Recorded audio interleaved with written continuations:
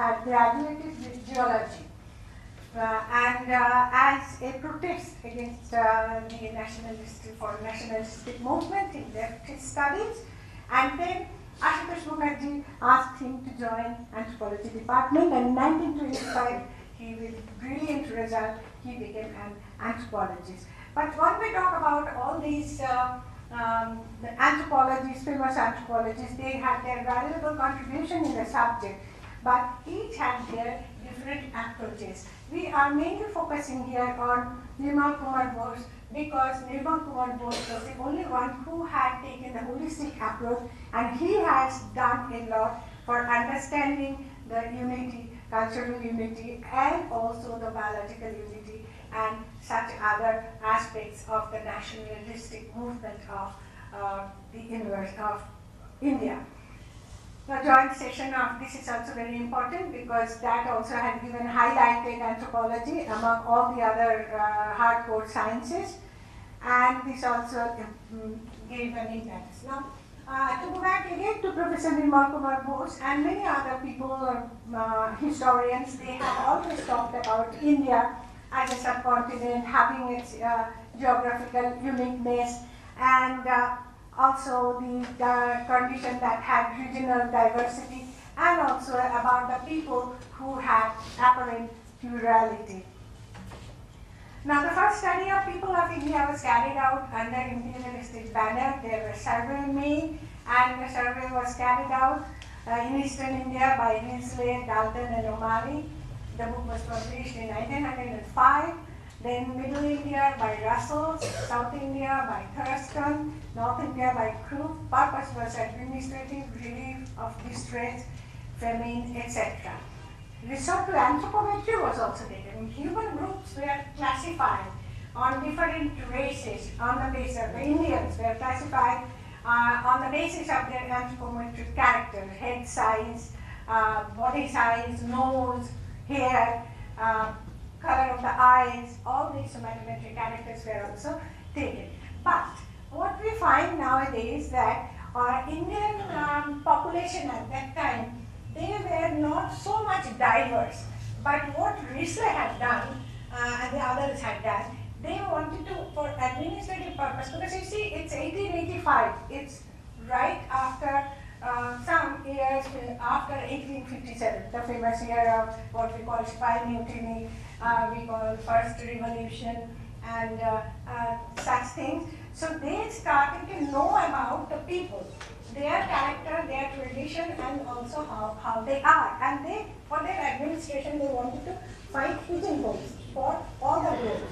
So I think, and also many other historians also think, that started the diversification, the idea about the diversity that was put up by putting all the population in different pigeonholes. Maybe that was for their study, for their purpose, which gave them easy handling of the group that they were ruling. Binoy Shankar Dubey is one who was a physical anthropologist. Anthropological survey, that's another landmark when anthropological survey was formed in 1945. Binoy Shankar Dubey became the first director. He also surveyed people of India, but he was trained in USA. He was mainly master of anthropometric analysis. So he made again the classification of Indian population, although he had also criticized Risley's earlier classification, and he had also studied language and culture. Now he had, Hoover did not suggest anything about unity, but he said that there should be some measures taken to bring about unity among different communities. Now then later on, and also at the present moment, the study has become diversified. There are village case studies, action research, socio-psychological research, folklore research, power structure, leadership, urban studies, medical anthropology, genome study, molecular evolution, diaspora, linguistics, ethnoarchaeology, primitive present-day continuum, heritage. These are all the different aspects that are being studied by anthropology of the present day. Now, as all of you know that Nirmal Kumar Bose was concerned with Indian culture, its unity and diversity, he was at a time when he was directly involved with the nationalistic movement. He was a Gandhian. He was follower after Gandhiji. With Gandhiji, he went to every corners of India. So he also has written that we know about Swami Vivekananda, that through his voyage, through his journey into the subcontinent, he had felt the pulse of India. Nirmal Kumar Bose has written about Porivrajok's diary, and he had given some account about the people of India. But his main point was that he was an anthropologist, so he looked at the people of India from anthropologist viewpoint. And he had surveyed their life in that way, and fieldwork was a strong point. That is still among the anthropologists, that we deal with the empirical data. Whatever we do, we actually measure the people, we actually take the blood sample, or what we actually make the survey, and we talk about their whatever we want to say about the unity or diversity. So his major emphasis was on culture, caste and tribe. He also had focused unity and diversity, which I have also mentioned in the beginning, that he had written the book, the paper in 1937 in the Cultural Heritage in India, where his main contention was on geographical area, where there are diversities, but within that there was the main unity was in the stream. Mainstream unity was there. So he had dealt with all these cultures, society, and he also was a geologist. So he had also worked on the storage cultures. He has also worked on he had carried out excavations and other things. So his work started from the very beginning of culture of India into the contemporary time period, and he visualized the unity through the historical perspective as well as the contemporary perspective. And he also, his book Hindu Samajer Gorom, that had been translated into English by Andhra Vitai, and that's a very good translation, and the introduction part of Andhra Vitai is also very good, where he shows how Bose had shown the tribe-caste relationship on the basis of production and distribution mechanism, how one depended on the other, and how the society moved in a smooth fashion. And also he has talked about the Aryan, non-Aryan concept, and how the invaders or migrant population of India had been assimilated into the mainstream. Now Bose, when he became the director of Anthropological Survey of India, the first thing he did, he sent all his team to all parts of India to study the rural, the material aspects. And they were house types, dresses, plows, oil press, shoes, and all such material aspects.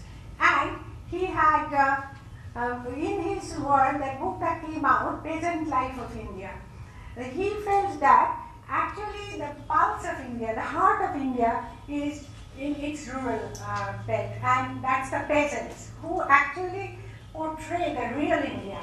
And what he had found out in the introduction, he has written, this is a much quoted statement that he made about unity in India. He said, the structure of India's unity can therefore be considered to a pyramid.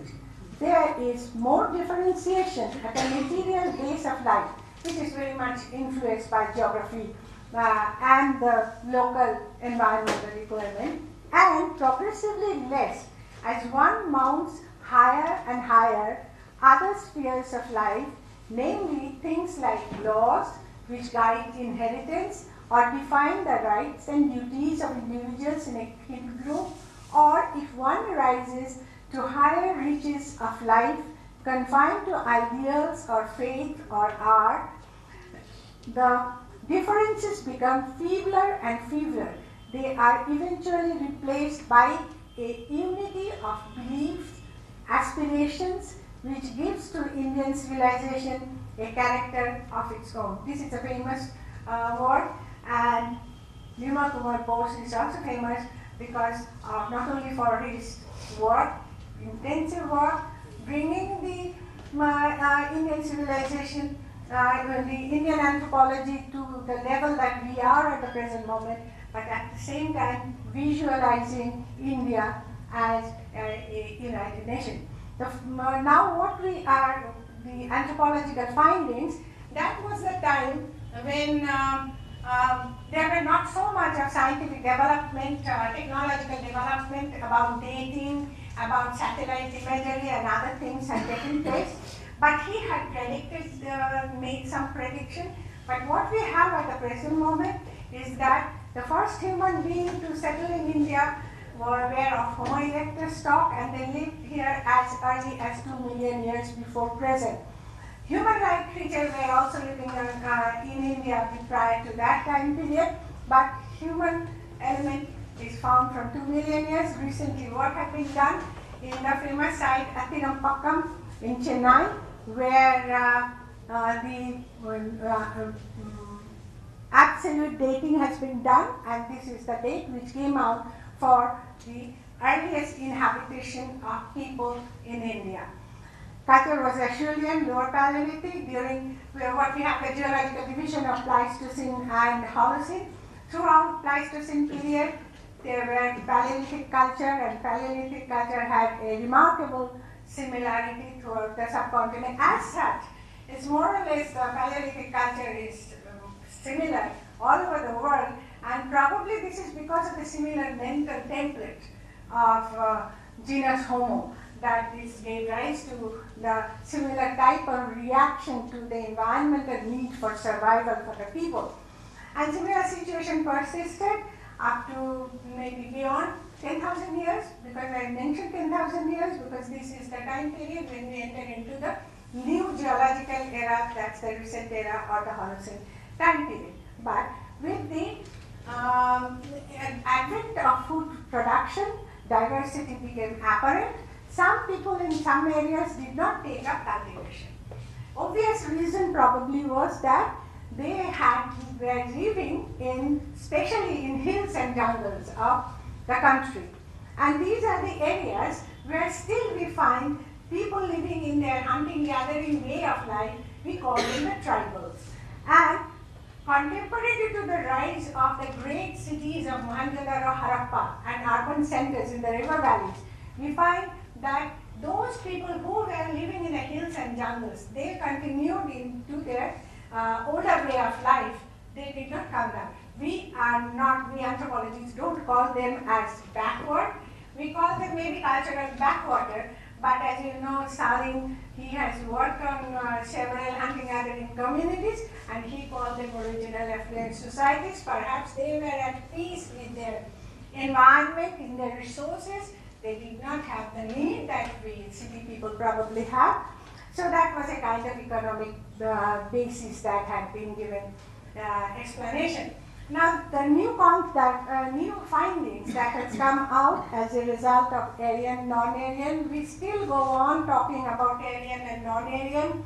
Aryan, Engebos meant Aryan, and non-Aryan, he meant indigenous people. And the concept is still going on, although the change has come up with the development of techniques for absolute dating, getting satellite imageries, mapping genomics, geological understanding of the beds, and also there are other evidences from the culture of the past as well as from the development of the understanding of the diversity and unity. Molecular biology, we have just heard about that. Population structure of India has been understood, and such study not only has ruled out any so-called migration or invasion theory of Aryans from Central Asia or Europe, but at the same time has narrowed the gap between Aryan and non-Aryan concepts. The genetic proves that they are not systematically different. This supports the view that castes grew directly out of tribal-like organizations during the formation of Indian society. This has been found after the work of Thangaraj, right, that's from the CCMB, Center for Cellular Molecular Biology, Hyderabad. They have worked it, and that's also very much accepted work. And so there are ample evidences that from the prehistory and proto-history that Indus Valley civilization had presupposed the later Vedic culture. And as Swamiji had mentioned about Danino and others, Lord, they have systematically shown that so-called Hindu religion, so-called Hindu culture, Vedic culture, has been very much apparent in the what we have the evidences in the form of tangible elements, even like Chongobedi, like all of you know about all those evidences that are there for Indian culture, Mother Goddess, Shiva, everything we have, which goes back to 6,000 years BC. So in conclusion, I would like to suggest that cultural dimension presents dynamicity that we are hearing over and over again. It has got dynamicity, but biology is somewhat fixed and can be traced with the help of modern devices of hardcore sciences. Bose's contention about cultural unity with common element in the intangible level cannot be refuted. Nationalism is introduced by the British and provided Indians with a sense of nationality. Bose was very much a part of the nationalistic movement. Modern India, with all its plurality, ethnicity, is bonding as a native state, as a nation state. This takes place not only through state policies, but through modern technologies as well. Process of homogenization is going on. Notwithstanding caste, creed, religion and faith, Indian culture is still tied at the peak of the pyramid, as Bose said, in its customs, traditions, even at this age of globalization, homogenization, and of becoming one party of the global village concept. Thank you. Thank you, Professor Roy. This paper also falls in a class by itself. So naturally, may I request Swamiji to make his comments as okay? We had a highly a rich talk filled with so much of information and insights for the holistic study of man, physical, social, archaeological, linguistic, and many other aspects. And she very beautifully dwelt upon how the behavioral side of man is a very important part of the study of man as such. It reminds one of Swamiji's very important statement that he said that I want to have man making education, man making religion, which means study of man in depth. And then again how man is, or human beings are interlinked with so many factors, and they're interdependent. There are so many forces which are working on us, which are changing us, and that statement which you refer to, that crystallized product of human behavior which can be passed from one individual to another individual, that is culture. It reminds us of another definition of culture, that is Samskriti, which is basically a Sanskrit word which making something refined.